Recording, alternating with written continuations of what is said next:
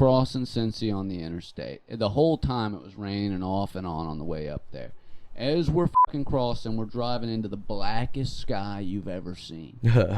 We come into a rainbow. We see it off on this side coming Just over. a rainbow in the dark. Brother, coming over the hill. And when I tell you, as we come around the corner, we all fucking exclaimed, holy shit.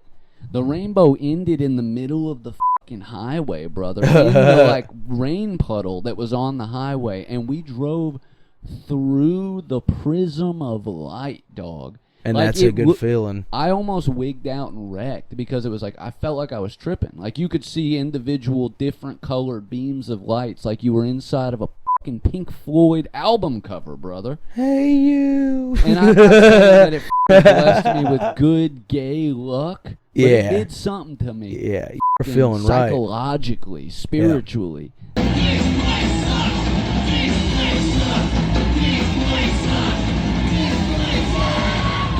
Insatiable lust for the dead.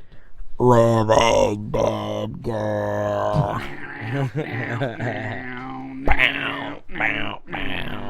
Hell yeah, dude. Dude, Rob Zombie fucks, dude. He's underrated. Nobody talks about Rob Zombie enough. Maybe. I think actually you have a fair point there because people like crack on him a lot now, and he's not. Yeah. People miss his good songs for the theatrics. Yeah. You know what I mean? I tell you what, man, that's one of the best for, concerts and shit are so expensive now. Yeah, they are, boys. That's one of them that's worth the money. That's the bang for your buck, going and seeing a Rob Zombie. Because you get, what are you doing over there, man? Just adjusting some levels. Oh, he's adjusting levels, y'all. Yeah, because you get so much of a stage show and fucking the theatrics, and it's worth it, honestly. You get all that without, and hear me out, I think some people disagree, I don't consider Rob Zombie a gimmick band. There's a lot of gimmick bands of a similar flavor. Yeah. Stage presence-wise. No, I don't think Rob Zombie's a gimmick. But even though his whole thing is like horror stuff, you know what I mean? Yeah. It's not a gimmick because he's that dude off stage as well. It's like saying Danzig's not a gimmick. And he's we were talking that one night. We weren't doing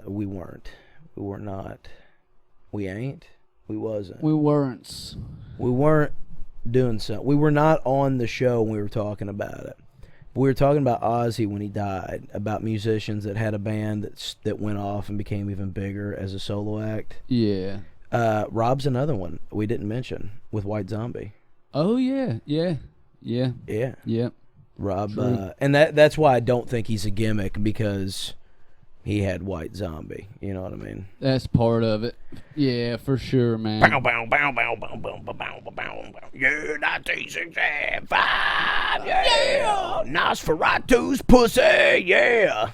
I love that shit. Welcome back. This place sucks, Welcome back, dude. How you been, buddy? I've been listening to a lot of both Sam Hain and Son of Sam. Because for whatever reason, I always listen to a lot of AFI. And if I pick you're really just getting me fucking started this episode. I got a lot to talk about, Let's fucking get into it. So, anytime I play an AFI, like pick a song out, it always plays other shit that was big in the early 2000s. Right. Like, it always plays, like, Fuse channel, like, not necessarily emo, but it'll play it along with My Kim and The Used. And that Deftones song that every chick loves. Some Deftones will come on, and The House of Flies or whatever. Yeah. Grave of the Fireflies. Whatever the fuck it is. They all want to have sex to it. Now, were you aware of The Tooth? What do you mean by that? You know that... The one we got tattooed on us? No, I was made aware of The Tooth on the Deftones album cover, the one with that chick looking up into the camera. Yeah, the tooth, yeah. She has a tooth visible. Yeah. Changes the visual dynamic. Once you see it, it looks like a totally different person. It's crazy. It really blew my mind. Somebody today just posted, "You are now aware of the tooth" with that album cover, and I was like, "What the fuck are they talking about?" And then I saw it. But anyway, it always plays shit like that. Yeah. But, and I'm gonna touch on this real deep. AFI's new single, "Behind the Clock." When I play that by itself, since there's no rest of the album to play into, it's gone to this whole other playlist that I have not been getting.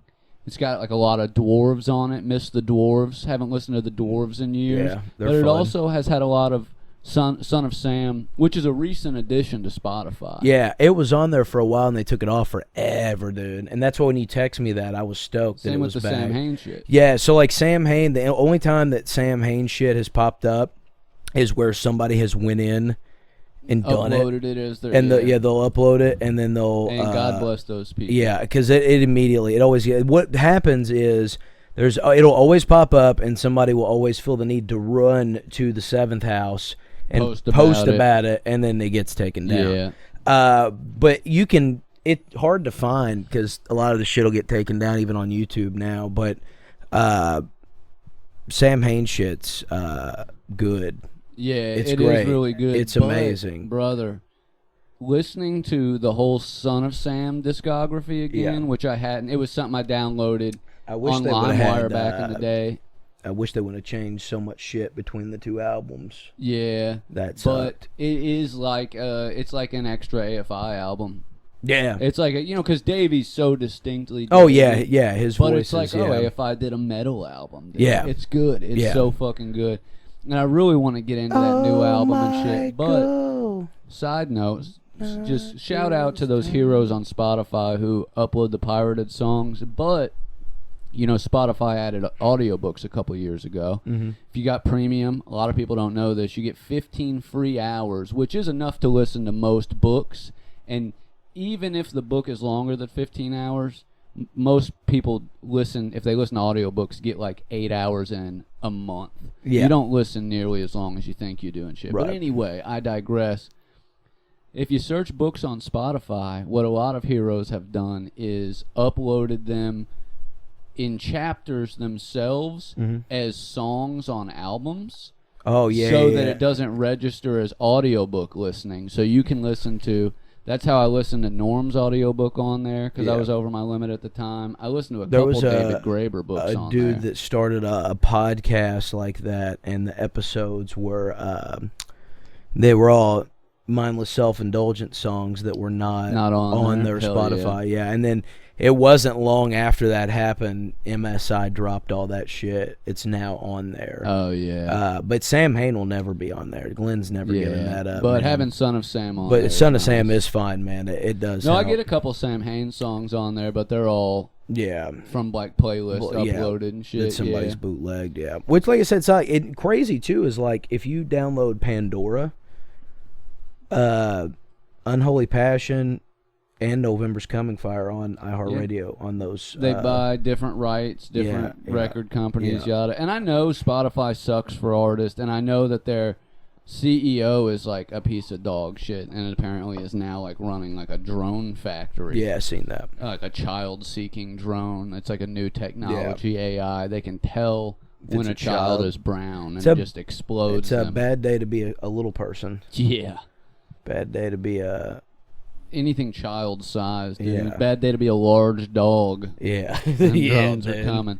But, yeah, man. I don't remember where I was going with that, but Spotify sucks. But, also, there's only like a handful of ways to get music right now, conveniently. Mm-hmm. I'm about to start buying CDs again, man. I seen somebody was selling their Sam Hain box set for like $100 the other day. I'm doing tapes. I pre-ordered the Silver Bleeds the Black Sun, the new AFI album, on cassette. All the records were selling out. The cassettes are still available, and they're only $15 a piece, brother. That's pretty I've neat. become a cassette guy since I got that boom box. Cassettes are cool, and they sound great. But man, that album did. Yeah, it's gonna be sick. That's gonna be cool. Let's get into it, man. So, what is there to get into? There's a lot to talk about, but for those of you that don't know, AFI's got a new album dropping October 3rd, dude. That the last few years of my adult life, I've just gotten really back into post-punk, like really deep. I always like knew of and listened to a handful of songs by like a shitload of bands, but you deep dive every once in a while into certain bands. I've gotten really into post-punk the last few years, and I just have thought to myself over and over, listening to like AFI's last couple albums, like Burial's Blood album and Bodies. Post-punk vibe, but I would really love for them to just go all in on like a gothy post-punk album. And then God bless, coming near my birthday. And then they drop Behind the Clock, man. And you're like, holy shit. Smacks so hard. Yeah, I was listening to it yesterday when I was out and about, and I was like, damn, this is fucking... Now, a lot of old AFI heads that haven't liked them, period, since like Art of Drowning, Sing the Sorrow. There's people that haven't liked them since fucking... the punk shit. Well, yeah, that's what I'm saying. Like even Art of Drowning. Yeah, but like, yeah. I get what you're saying. At the latest. Yeah. I read a comment the other day. Somebody was bitching about it, and somebody was like, "Dude, they haven't made that kind of music in 30 fucking years. Why do you think that they're gonna do it now?" Yeah. And I love it. And you can go listen to Davey sing Ramones songs. Yeah, they already did it. You know what I mean? Like, I don't think another Extremist record is completely off the table. No, probably not. But I think, you know, I don't blame them. And I actually love that the band that I latched onto as my favorite band in like 8th grade has everything they put out smacks for me at where I am then in my life. Yeah. You know what I mean? Yeah. They would have never got me if it wasn't for the smack and punk shit when I was fucking 13, 14 years old. Yeah. Really what pulled me in hard was, I don't even know what you would call Sing the Sorrow. Because it's before they did the semi-emo fucking album, December Underground, and then got into the pop rock and then all that shit. It's its own thing, right? But yeah, man. People that got into them through December Underground hated the new song. Like, people latch onto their era. But for me, dude, for me personally, couldn't have picked a better favorite band. No, yeah, you're right. You couldn't. They haven't come out to be pieces of shit, knock on wood, you know what I mean? Talking about like 4 straight edge vegan boys that like don't do anything. Yeah. I don't know. I know Davey seems to like to fuck a lot. Yeah. So, you know. And the he only looks thing like he it. could have ever possibly done is a sex crime, but I don't think he would. I don't think you would either, man. I am excited, though. It is cool. It's another band, too, that was weird that we both ended up liking. I think it's a testament to how much alike we are that we both got into AFI the way we did. That was Obviously, a big one for both of us at the time, too. Right. Obviously, you've always been more into them than I have, but they're still one of my all-time favorites. And I think it was because that was like the first band that I discovered. I seen the music. It was Silver and Cold. I seen the music video for it. It was like 4 a.m. Yeah. It was like on a school night. They I'd be were up in a new. couple. Yeah. They were of of our era. What is this? Yeah. You know what I mean? And then getting into all the other shit. And then I remember the day I really truly became a fan was the day I heard Last Caress. Oh, yeah. And then I heard Halloween and then all of All-Ho's EP and like, brother. but that was like because I was like, if they fuck with the Misfits, then in addition to that Son of they've Sam gotta shit, be, you know. all of their B-sides, all their covers, all that shit's on Spotify now too. Demonomania. I was about to ask, is that one on there? Yep, That's Hanging a Garden. hell yeah. Smack. Somebody had a fucking My Michelle. oh, Their cover of My Michelle is it? on That's there, bro. sick. And it goes so fucking hard, brother. Somebody had a sweatshirt with the hanging the thing on it on. I'm high, dude. I'm stoned. Everybody, fucking call the cops. Call the wall. It was on a sweatshirt somebody was selling, and on the front it was black, and on the back it had that and the year and all like whatever that the thing was for that, and then on the front it wasn't a hoodie though, it was just a sweatshirt, but it had the cat, but instead of the orange it was that dark maroon red, and it had the 666 in it, and then on the arms it had a fire inside. It was sick, dude. It was fucking wild. I'm gonna have to try to find it again, man. I'm not a huge fan of sleeve logos, man. You know what I mean? Sometimes they're really cool, and then when they're not, they're not. You know what I mean? Like, they're either cool or they're fucking god awful, and I hate them. If they're anything other than screen printed, it makes the sleeve stiff. Yeah, and we're looking. That Taking Back Sunday shirt I have. You Is said that it's about vinyl on there. about My Michelle. That's a really funny thing that they covered. They covered My Michelle by Guns N' Roses. They also covered a handful of Misfits songs. Yeah, a couple Cure Guns songs. N' Roses covered Attitude by the Misfits. Yeah. And when I seen them at the Yum Center that year, they played it. And I thought that was crazy because they didn't always play it. They would do that. Yeah. And there was a Damned song that they would do. I can't remember which one it is. And Duff would sing both of them, but they would alternate. And I think there might have been a third song, but I just thought, what are the odds that they would play a Misfits song the one time I seen them? I thought that was pretty cool. But it's also a testament to how cool Guns N' Roses were that AFI felt the need to fucking cover them. Yeah, You well, know they what I were. mean? That says a was lot. on that Punk Goes Metal album, Yeah. so there had to have been X amount of choices. And Yeah. well, they got a very varied music taste. You know me. Yeah. I think the most overrated band of all time is AC/DC. I'm not a fan. Don't hate them, No, yeah, I get but you. I'm not a fan, and I think they're overrated. Was listening to that AP interview with Davey. He said that was the first album he ever had to have when he was like 6 years old. Yeah. Back in Black. Yep. It's a banger, dude. He's got varied music, and that's why their banger. shit's so good, dude. Yeah. It's because he listens to a little bit of everything. Punk at its core, Yeah. but you know. And my first ever favorite band from 4th grade up until I discovered AFI was Sum 41. Yeah, They Sum did 41 that was always whole cool. tour and, you know, shit with Metallica where Yeah. they played each other's songs, had a couple songs they did Yeah. together. Metallica's covered the Misfits. Yeah. You know what I mean? Then AFI becomes my favorite band. Yeah. Big Misfits It is. vibes. It is wild. And it It's all just really, also like, it all really goes back to Misfits are the Glenn. biggest band It in all the goes fucking back to world. fucking Glenn just laying that. And somebody said that too The about Beatles of punk rock, perhaps. Yeah, I think he's the fuck. Yeah. I'm not saying all the parallels yeah. are there No, but because that- yeah, all they're the main definitely guys there. are still alive. Yeah. Well, 3 of... They're Are all- all the main guys still alive? I mean, Jerry, Doyle, and Glenn are all still alive. yeah. Doyle didn't come around until later on, towards the end. Well, not towards the end, but like towards the end. Like he was on shit, but they had. He was on when Glenn was What's in. his face from fucking I forget. Bobby Steele was with him for a bit before Doyle, and then there was several people Pat in. Smear, why do I feel... Did he ever play with him? I don't think so. I think Pat Smear. I think he played with Black Flag maybe. Black Flag That and sounds the Germs that and sounds more a couple other realistic than the Misfits. But Robo was their. That's who a lot of people consider the old school drummer was him. Yes, he's still alive. 'Cause Yeah. That's who I was thinking Yeah, he's of. still alive. Yeah. And then Joey Image was on Horror Business and all that shit, but he died of cancer a couple years ago. And that kid, they had another drummer too. I can't remember. Arthur Googie. I think it's the old Arthur. Guggenheim. I think it's Arthur Googie or Googly or something like that. He was with him for a minute. So yeah, Beatles of punk rock. They're the I would Beatles say. of They're, punk as rock, far as dude. like the influence. It's always crazy too that they don't. So when they do the reunion shows, you know, they bill it as the original Misfits.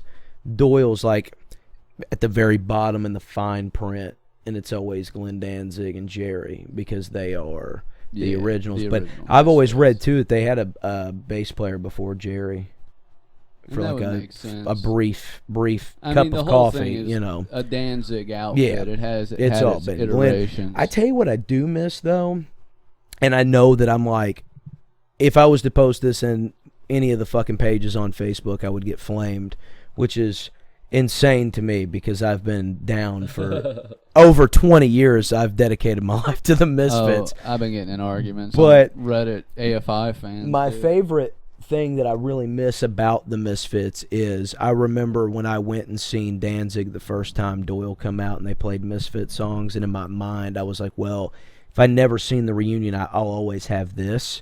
And I still of this day have not seen a reunion show, but that was cool at the time. But when Jerry was touring as Misfits, and it was him and Dez from Black Flag, and the first time I seen them, they had Robo on drums. We really fucked up not going to Misfits, AFI, and Fear. Yeah, on we really, Halloween.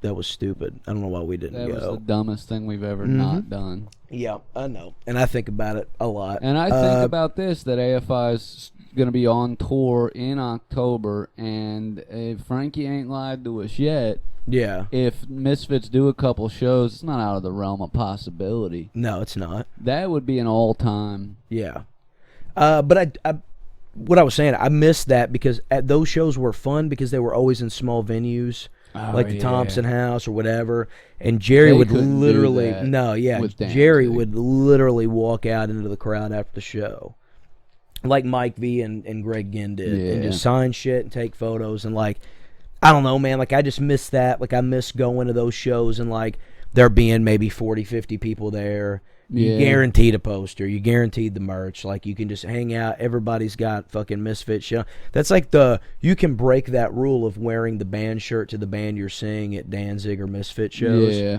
Like, it's just allowed. Same with Metallica. You can go see Metallica and wear a Metallica shirt, and nobody's going to shit on you there. Slayer kind of gets the pass, too. But a lot of times I don't wear the same shirt of the band I'm going to see.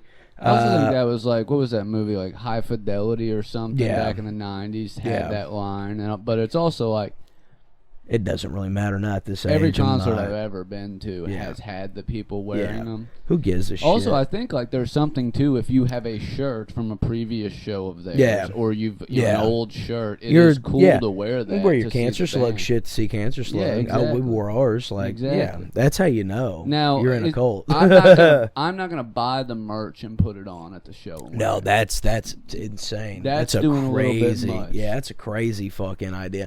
Like if I went and seen Mastodon again, I would wear that shirt you got me. Yeah, there you I would go. wear that. That's a sick fucking shirt, dude. I get compliments on that all the time. If people don't even know who the fuck Mastodon. I do. Cool when they do know. Any of the tour shirts, especially, are dope because you can say, "Oh yeah, no, I'm an old head. I've been here a while." Yeah. But I would say, dude, as for influence, there's two stories, right? There's that if you're like into punk rock, that story of like there was one. The Sex Pistols debut show, and you can say everything shitty you want to about Sex Pistols, manufactured band, yada yada. That was a big deal, though. That first show, every audience member started a band, like the dudes from Joy Division, Susie and the Banshees, and Robert Smith, and the Buzzcocks, and all these other fucking bands. Yeah. They were there, they saw that, so that was an influence. But the thing that makes the Misfits like the Beatles of punk rock is their influence outside of punk rock. Like the Beatles, there are death metal musicians that cite the Beatles as an influence. You know what I mean? Yeah. Just like I was watching that interview with Zach Kreger, director of Weapons and Barbarian, and the whitest kid he's got a Misfits tattoo. You know what I mean? Yeah. Everybody's it's iconic, into dude. The Misfits. When I was younger. And not when I say younger, like, because I remember the first time I listened to them, I was probably about 11 or 12. Justin Hunt had a Misfits wristband. I thought the skull looked badass. Yeah. I researched them. First song I ever heard was Last Caress. I heard a bunch of Danzig shit. Yeah, I heard a bunch of Danzig shit before Michael Graves era shit. My Uncle Steven, though, he was big on the Misfits and Danzig. When I brought up to him, he really enlightened me on a lot of shit. But, where was I going with that? Oh, so when I was a kid, though, and I'm not talking like a child, but like in that adolescent teenage, for a long time, up until maybe I was like 25 or 26, if you would ask me the most important and most influential punk band ever, I would have told you the Ramones. Yeah, because they're up there. Yeah, for and sure. I think if there was ever, now, asking me not 33, I think if there was ever a band that was above that, it's got to be the Misfits, man. Got to be. It's got to be. And that's excluding Glenn's body of work with Sam Hain and his own shit. Like, punk rock. Yes, I think it was probably the Misfits, man. I know like dudes that are strictly into like rap, heavy metal dudes, conservative dudes. One of my buddies in rehab in 2015, shout out Aaron Brown. We had fun little conversations because he was conservative and I considered myself liberal at the time. Yeah. But we bonded over the Misfits. He had a Misfits tattoo. It was like the first thing I saw on him that we talked about. You know what I mean? Everybody. Yeah. Out. You know what I mean? So their influence. That's why I say like they kind of like the Beatles of. Yeah. If I had alternative. If I had to do a Mount Rushmore, it's the Misfits, the Ramones, the Sex Pistols, and then probably in that fourth spot, I'm probably going to put Black Flag. I think that's the most important and most influential punk rock bands of all time is those four, man. I think the Damned is in there because I didn't want to leave them off. I think inarguably I didn't want to leave them off. Punk record is the Damned. They came out before the Sex Pistols. Ain't they, that crazy when you yeah, think about New it? Rose, Yeah. the sound and the look definitively. And you can say, I don't care if it was England or the Ramones doing it over here. It was two parallel, like, Yeah. we're post World War II. Everything is kind of fucked. The whole world is kind of involved in this. Would you swap them out for the Sex anti-society. Pistols, or would you swap them out for Black Flag or the Ramones? Or Yeah, that's a very hard one, man, because you're getting into, when you put it in like those four bands together, that's like four different genres of punk rock. Yeah, that's like why I the did that. Grandfather of them That's all. why I did so that, I would have to replace strictly the Sex Pistols right, as that first wave British punk band. and that's fine, and that's fair. I don't think I think it's all arguable. You could go either way. I always go with those four because they are different, and it covers all of punk in general. When you list four bands like that, But I think what I mean? hear me out here, right? So We do have a lot to could- talk about this episode. You This is could great. swap out. You could easily swap out the Ramones with the Velvet Underground or New York Dolls. And Hear you- me out. and you could, as far as and you time could. frame, doing a similar thing. Yeah, and you could. You could easily swap out the Sex Pistols with the Damned. Yeah. You could swap out Black Flag with Fugazi. Yeah. All right, or Minor Threat even. Minor right? Threat, yep. There's no equivalent to swap out the Misfits. No, that's the only one that stays. Nobody else was. Yep. You know what I mean? The closest thing was like, what? And it's crazy you said the New York Dolls because Glenn and Jerry and all them have said that was an influence. They seen what they were doing. What I the love Dolls about and shit. listening to old school dudes like that is they openly call all that shit. The Kiss dudes, the New York Dolls dudes, the Misfits, all of that shit, they all called it drag. They knew what they were doing, and they were cool about it. Yeah. This is all performance art where you're dressed as a thing. Yeah. Look at old interviews. Kiss calls themselves, when we're in drag, referring to when they're in their makeup. Yeah. Misfits do the same thing. Yeah. Doyle's, I got to get my drag stuff on. Yep. And, when he starts putting on his wristbands and the big boots and the makeup, Yeah. the devil, because you'd never notice. You'd notice him, but you would never know it was. Yeah, that's what he did for a living. You'd be like, know what I that's. mean? If you told me his name was Paul, yes. I'd be like, yeah, Doyle looks like a Paul von Kafefka. Frankenstein. Yeah. Say his last name, something fucking. But yeah, I think crazy they're like that. irreplaceable in that vein of. Yeah, also like they inspired fucking so many different.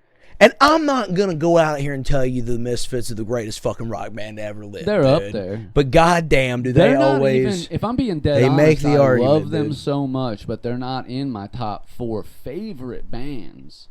But I would allow not even a speck of shade to be thrown on. Oh, no, yeah, because absolutely, they I get are. that, yeah. All of my favorite bands were like, if they weren't influenced by the Misfits, they probably influenced Yeah. the Misfits a little bit. Yeah. You know what I mean? Because Yeah. I mean, the only other side of that is like Joy Division or The Cure. I don't know if there's a parallel other than them being dark and punk adjacent. I do hate that. But AFI for sure. I don't think it ruined the legacy, obviously, because we're sitting here talking about them being as great as they are. But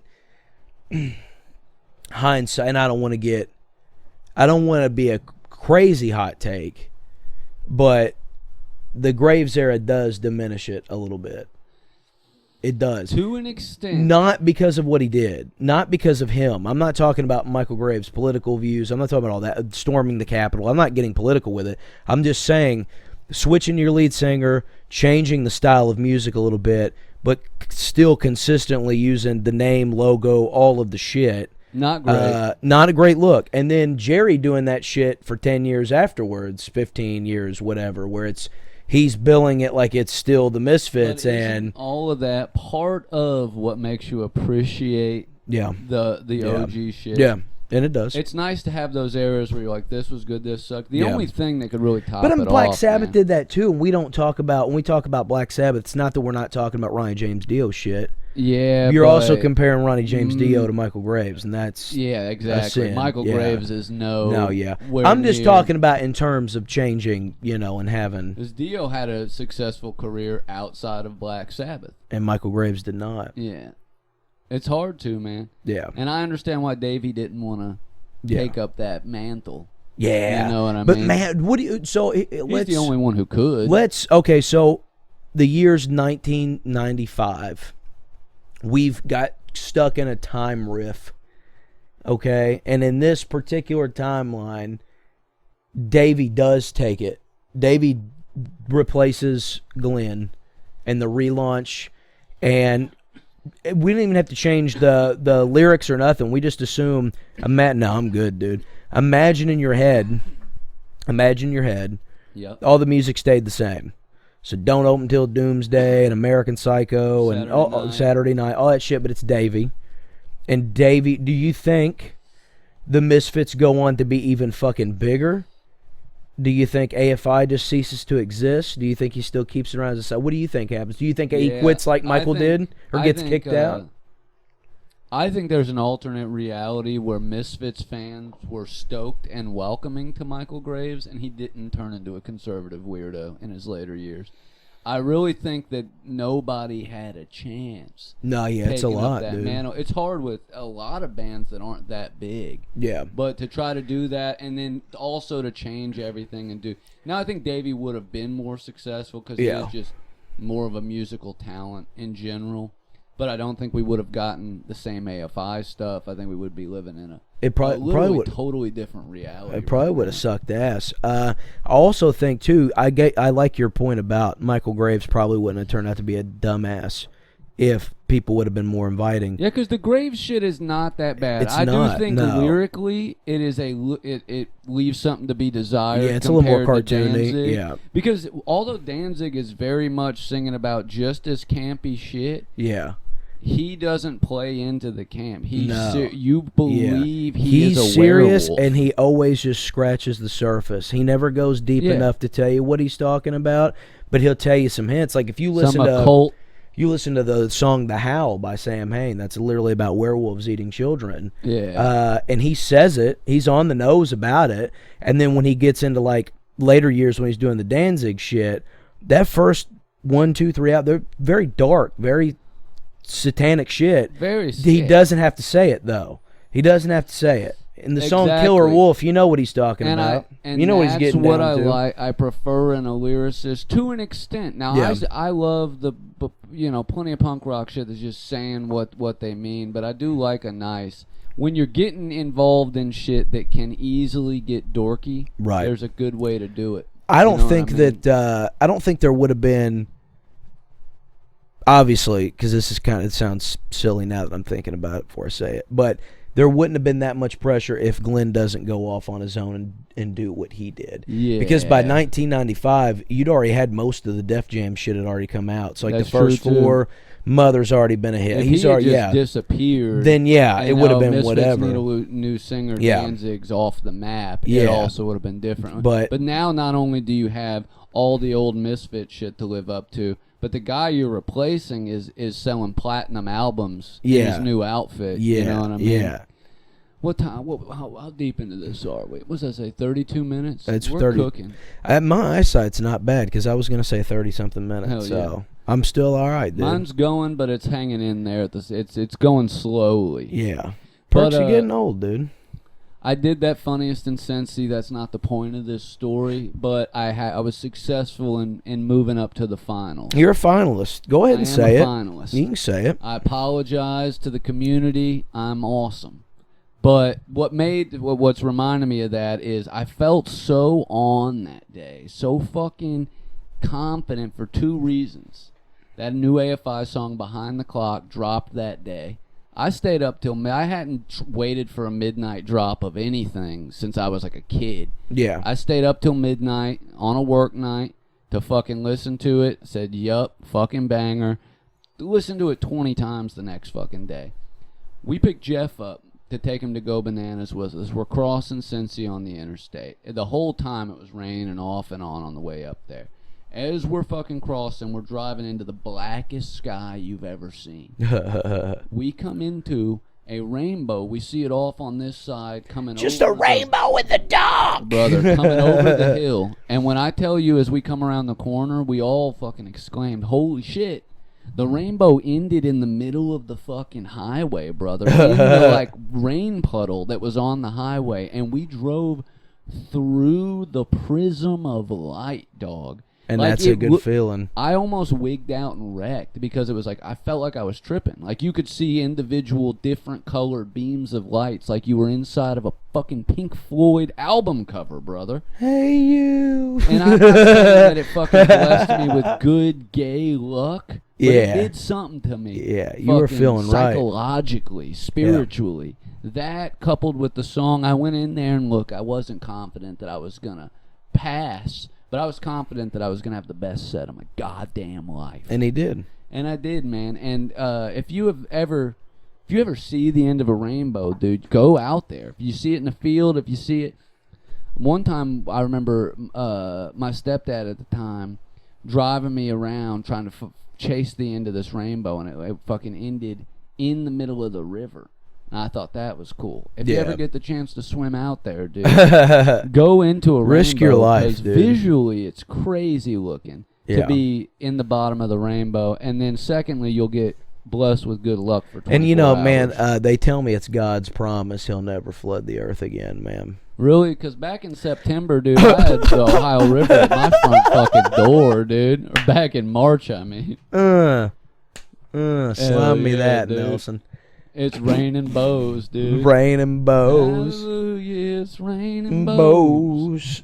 And if the Rock should have done a sample and he should have done "It's Raining Bows" for the People's Elbow. It's raining bows, bitch. You see that new movie where he's playing Mark Kerr? Yeah, the Smashing Machine. Yeah, A24 too. Dude.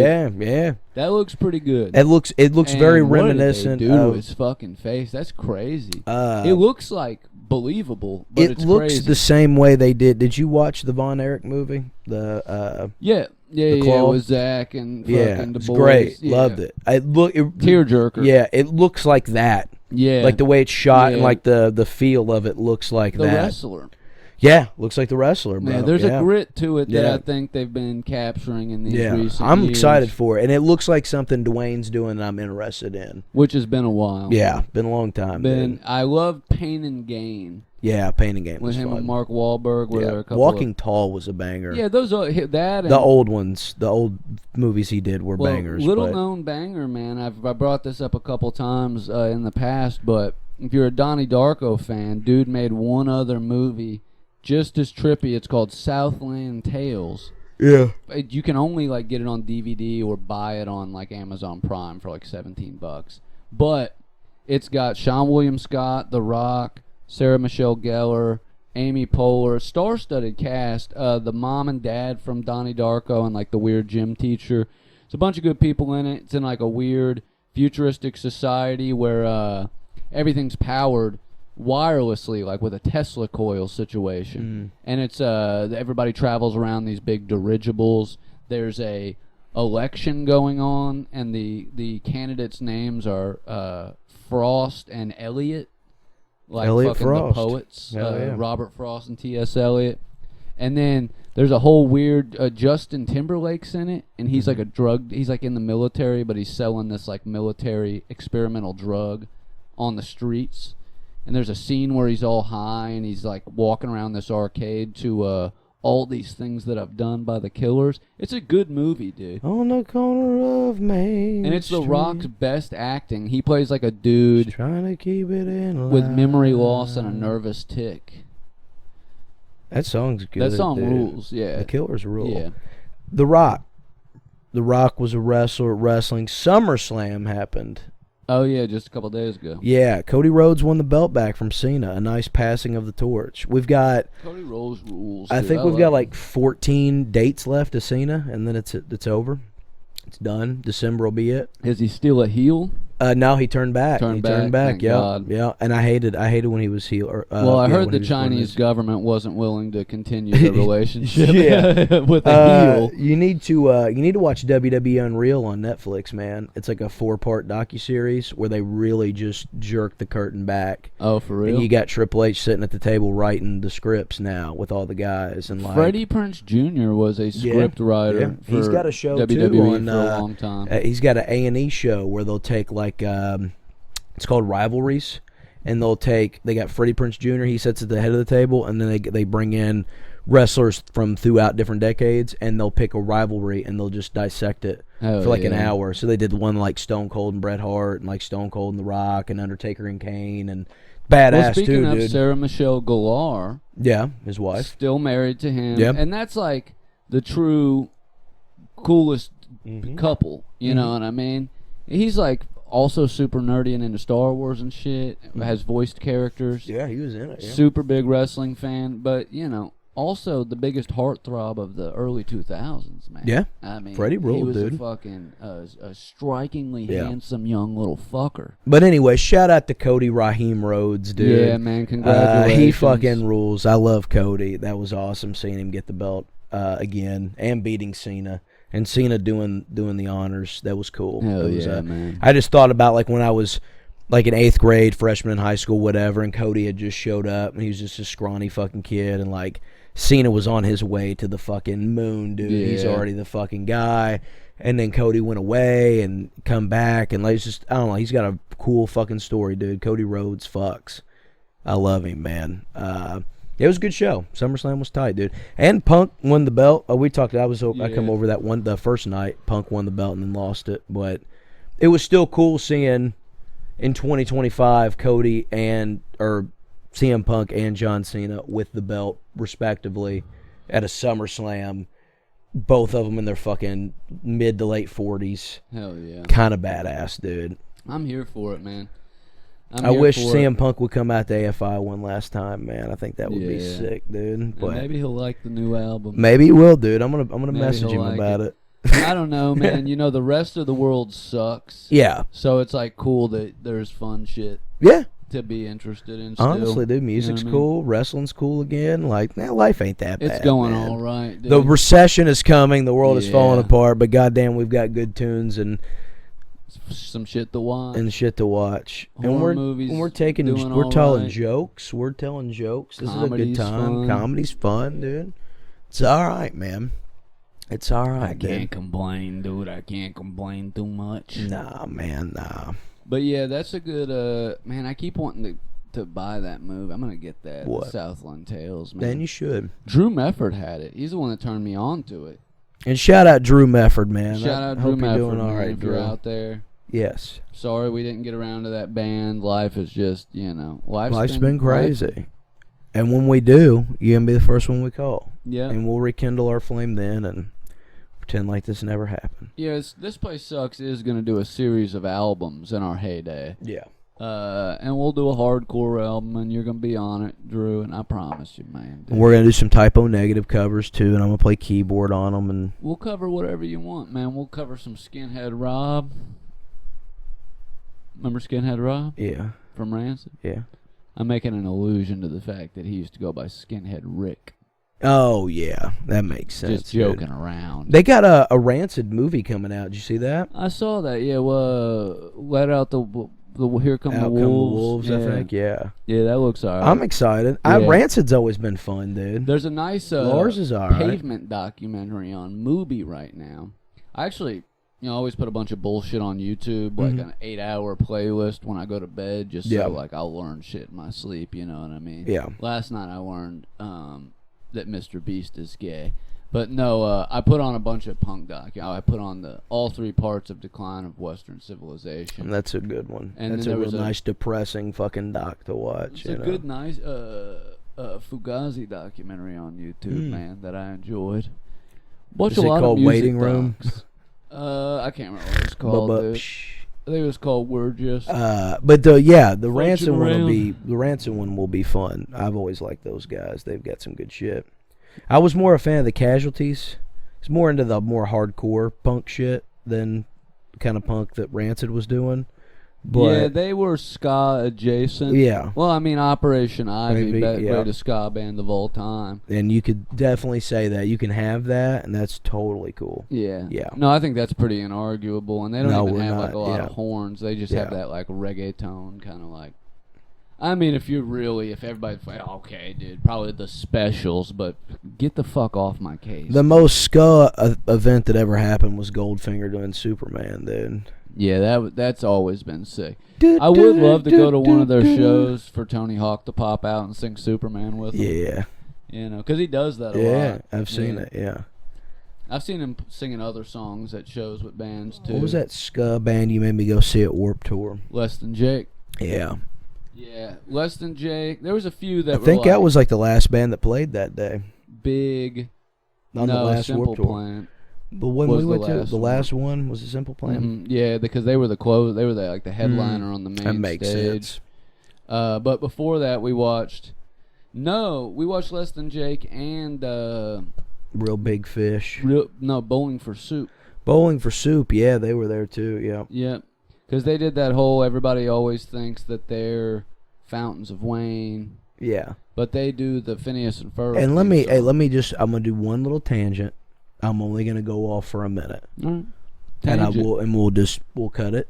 Tangent. We don't have to cut it. I'll cut it off. Like, I'll stop bitching. I don't want to be that guy. I think that festivals are cool. Hear me out. Festivals are fine. They're fine. They're whatever. Louder Than Life, if there's somebody like it I want to go see, it's nice to know it's right there. It's cool when Riot Fest does their shit and they bring in whoever. Like, it's fine. I have nothing against festivals. I'm not a huge fan of going to them anymore now that I'm a little older. Same. It's a lot. But it is cool if they're going on near us, whatever. I seen the photos, the footage of all the shit from the relaunch of the Warped Tour, and I've never in my entire adult life been more pissed and just sad that people are paying hundreds of dollars to go experience something we had in our youth.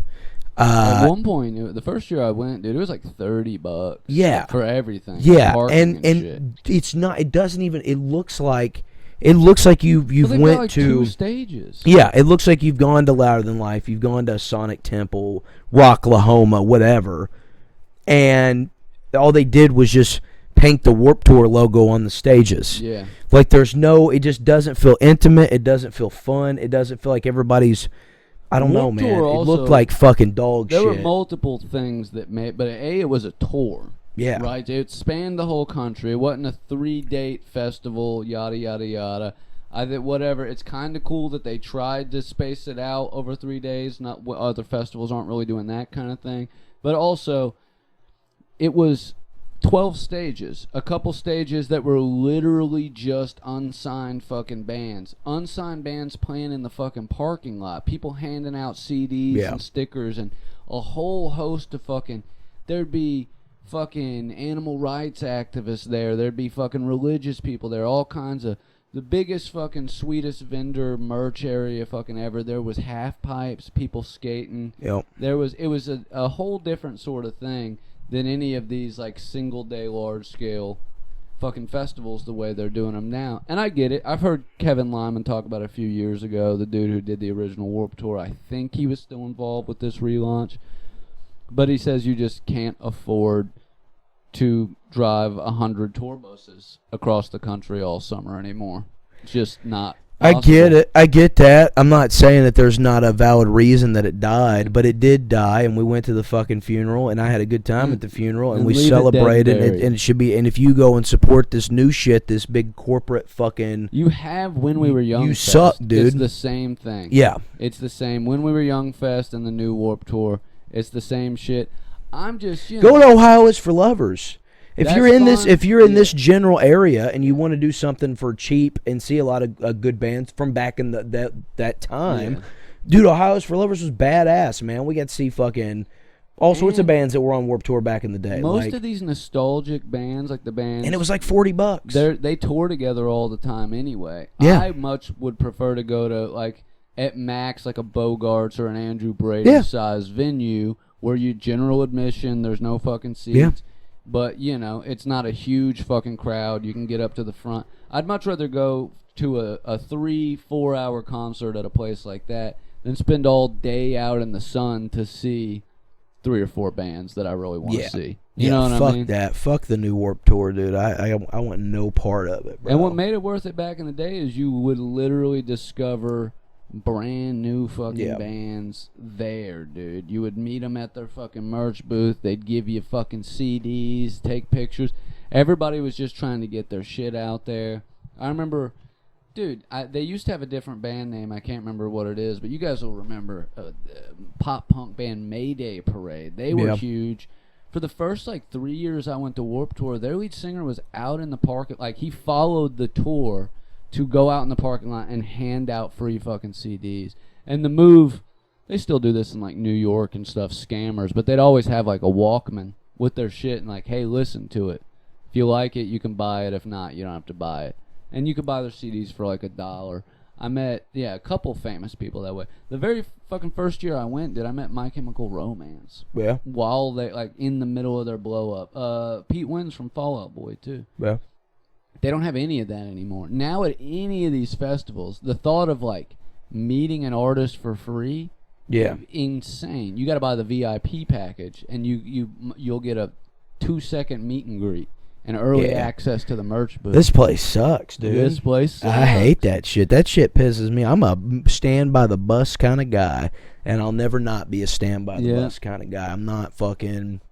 And thank God we can still go see local bands and fun small shows and shit. And, and when we go see, Danzig, AFI and shit, they're usually in these, medium-sized venues that are fun. Right. You watch a couple opening bands that are sick. I mean, both times seeing Danzig... All the openers were other bands we wanted to see. Fucking Cradle of Filth that one year. We get to see Behemoth, Twin Temple. Yeah, Who it was is the nice, other man. one with Cradle of Filth? I can't remember. I remember liking them, but I can't remember who it was. I don't know, man. I'd have to think, dude. They were a double bass heavy kind of metal band. But yeah, it's all been sick. I can't remember.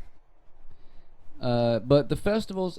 They are for young people, though. I think I get it. Yeah, but I think it's cool. Into the scam. I think it's cool. Louisville has Louder Than Life. I think that's good for Louisville. I think that's fine. I know it brings in a lot of money. And Beyond. And Bourbon Beyond. I think all that's great for Louisville. It's awesome. I'm not saying I won't ever go to those, and it's whatever. But they didn't start in the trenches of a parking lot. Exactly. Like Warped Tour did. They did. That's it. It was already corporate when it came. And that's I think that's the yeah. That's the shame of it, is that it's you're being overcharged. The artists probably aren't seeing the biggest chunk of that. Even at Warped Tour, even at Warped Tour, the biggest scam was buying food and beverage in the facility, and it was way cheaper back then. Now, dude, it is. If you're going in a concert, you've already paid for your tickets, but you're gonna get at least a T-shirt, and you decide to get a drink or something to eat in there, you're gonna spend $100 fucking. You see what John Fogerty's doing? No. John Fogerty, this fucking guy, dude. He's on John Fogerty. He's on tour, right? Somebody had posted a picture of his merch booth in one of them places or pages I follow for merch people, they'll whatever band's on tour, they'll post pictures of their merchandise so people have a heads up on what they have. So I was scrolling the other day and I seen that they had posted John Fogerty's merchandise, dude. Not a T-shirt under $50. Damn. Anything signed, a poster or a vinyl record or any of that shit, or a baseball. Somebody, I guess, put me in, coach. He's selling baseballs. He was $500 flat, dude. Insane. Yeah. I said the day I pay $500 for anything John Fogerty, I don't know. I've done something wrong, I just dude. remember, as a kid, right, I'd go see, one of the, I don't know, AFI for one of the first times, for instance, right?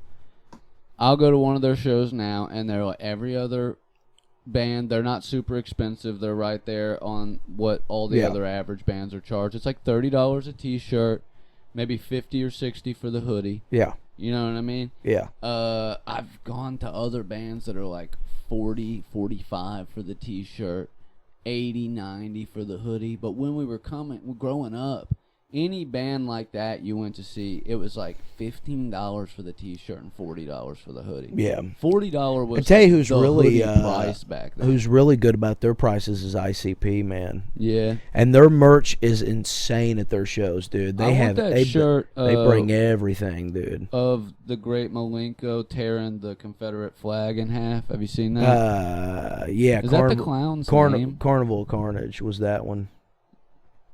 Is that an album cover? Yeah, it's the one that's with the rebel flag. That's the Carnival. Oh, I've Carnage only one, seen yeah. it on a T-shirt. I didn't even know it was one of their album No, covers. I thought it was like just it a was, merch design. No, yeah, like they got the song "Fuck Your Rebel Flag," And that makes sense. and that was the logo that. for that single. But I think it got, and I'll have to ask Chris Harrell about this. He'll know. But I'm pretty sure it's the Carnival Carnage clown, like that Joker card tearing it. I'm pretty on My the kid's shirt. got Look a on it. couple Yeah. ICP shirts. Yeah, I got I don't wear it often, dude. It's just kind of snug. But when I went and seen them over the summer, I got the Riddle box. Like they'll sell shirts at their shows that's exclusive to the shows. Yeah. And they'll do all of the Joker cards and like a couple different versions of the Joker cards. And what's cool about them is they'll have the Hatchet Man, and the album will be inside the Hatchet Man only, and it will have the name on the back across. And you can only buy those on the tour. And they'll do them for all the Joker cards, and even the newer Joker cards, like they'll have them for all of it. And then that's one side of the merch booth, and the other side is like old school classic shirts they've had, hoodies, and the jerseys. They still sell the big hockey jerseys and shit, and they're like $200-$300. But I mean, they're worth the money if you're into the ICP lore. Let me bring you back around real quick. Bring back to fucking reality. That's when on a fucking so no all breathing the over shit ICP. that's available to pre-order for the new AFI album is what's presumably going to be what's available for merch on the tour. Hell yeah. Which totally reasonable. The vinyls are like 30. Like I said, the tape's 15. The CD's 20. T-shirts are 30. There's a black denim jacket that has that black and pink sun on the back, brother. Oh, hell yeah. It's $115. I might get it. And you look like you need a black sun on your jacket, that dude. tattoo. That's going to go hard, brother. That is, with the pink smear and everything. Have they, I guess they haven't really disclosed what the concept behind it. Oh, no. He talked about it a little bit in that interview, but I don't think he like fully. Somebody was like, "It is all a reference. It's all self-referential, like silver and cold, bleed, black, fucking." And I thought maybe it had something to do with that, like he that said kind it's of. like it's more than that. I'm sure it is, dude. And then there's a couple other ones that are like similar song titles. There's one that's like Something Underground. There's like a couple of those, you know what I mean? Man. But yeah, I would like to know, dude, because going anything Black Sun is risque. Yeah, but you know it's them. You know it's the boys. Yeah. Not an inkling of that in their souls. No, yeah. But that album cover is tough as fuck, and that's going to be my other AFI tattoo for sure. Yeah, it is a tough logo. It really reminds me of my 8th grade black and pink aesthetic, dude. Yeah. It's You know very what I you, mean? The for Hot sure. Topic, like neon pink and black aesthetic. Yeah.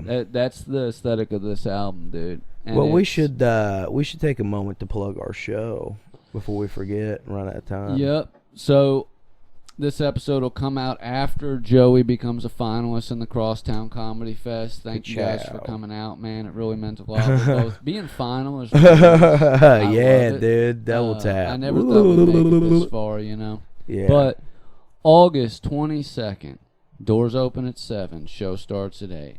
Red Bicycle Hall, Madison, Indiana. This Place Sucks Live. Part 2, hosted by the Jamie Shade. We Headliner. headliner. We got Connor Twill, Featuring me and you, as well as Kat, West, and Charlie, Badger, and of course Tech. And a familiar face in Jason Winkler. Yes. I didn't want to say. We had a thing going. I didn't want to say the wink, and then you were trying to say it. Well, and I Tech only had the one name, so it kind of threw me off. Yeah. And we got the wink coming back, so it's gonna be hard, and it's gonna be cool. Night. Yeah. You're gonna be rubbing elbows with some of the finest comedians in the tri-state area. It's gonna be a night to remember, man.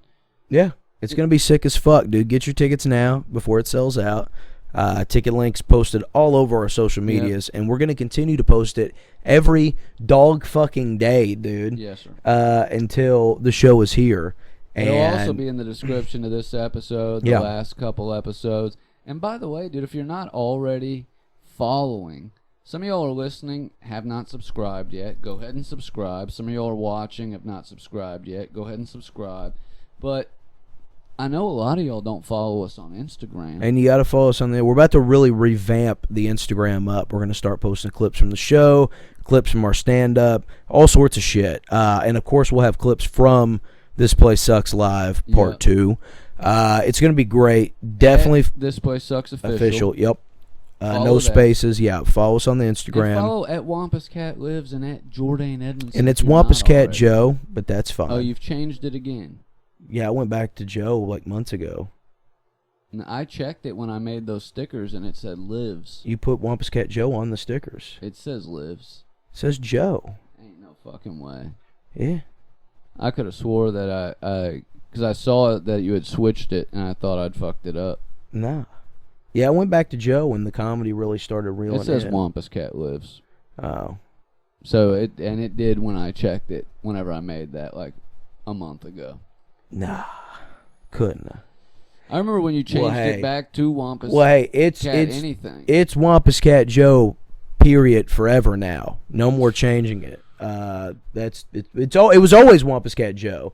And then I changed it to Kill Wampus Cat when we went to the deathmatch tournament. And then you changed it to Wampus Cat Lives. And now we're back Wampus Cat Joe. I had to find myself again, dude. Well, when you're building a following, you want to keep it. At the time, I wasn't building a following.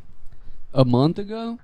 I'm telling you, I changed it longer than a month ago. I promise. Well, either way, remind me before we get the stickers, man, because I already sent you that image. Yeah, I know. Have you sent it to Mark? I have not. I can still edit that. I have not sent those. I did not send R2 comic stickers to Mark, no. Okay.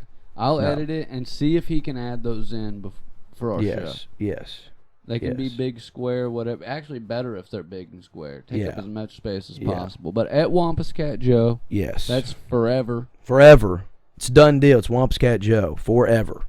Not forever as in the username. The username's Wampus Cat Joe. Yeah, I'm not changing no more. That was always my thing anyways. I wish I would have never changed it the 2 times I did. It was always Wampus Cat Joe on everything. Even mine Twitter. Was the Obscure Curio for a while, and then I don't remember what I had it. Yeah. And then I changed it to my I've always had to change, so I changed it from the Kill Wampus Cat because we were starting to get into comedy, and Kill Tony was too similar to that. And then it was Wampus Cat Lives, and then I noticed that was John Holmes' name, and I don't want to step on his toes. It's also my email address. It's not my username or anything, so nobody John Holmes sees lives. it. But my email is Jordane Lives. Yeah, I hate reading that to people too. Yeah, it's Wampus Cat Joe forever. Well, you heard it first here, folks. Yes. And make sure you do, because and we're both going to be posting clips, especially after this show. Mike's coming down to shoot. He's filming all the sets. He wants to, for marketing purposes and just to get the skills back, he says he's going to film it and edit all of our clips together. He wants to launch kind of like a social media kind of management deal where, he doesn't know the logistics yet, but he wants to help get involved in comedy, and offer he'll come and shoot your stuff, and if you want, he'll edit it into your clips.